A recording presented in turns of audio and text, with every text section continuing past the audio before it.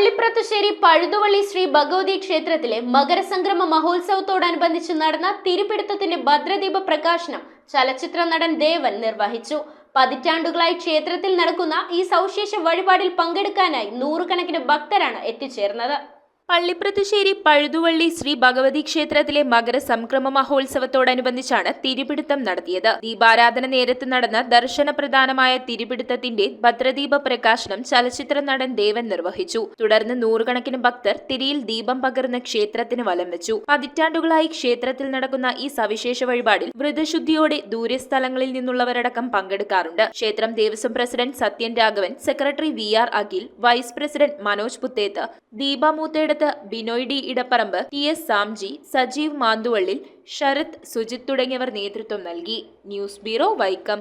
എന്താ ഒരു ആലോചന? നല്ലൊരു ആലോചനയാണ്. അതെന്താ ആലോചന? ഒരു കല്യാണാലോചന. എവിടുന്നാ? ചാവറ മാട്രിമോണിയിൽ നിന്ന്. ഇനി ഒന്നും ആലോചിക്കണ്ട, നല്ല ആലോചനകൾക്ക് ചാവറ മാട്രിമോണിയിൽ രജിസ്റ്റർ ചെയ്യൂ.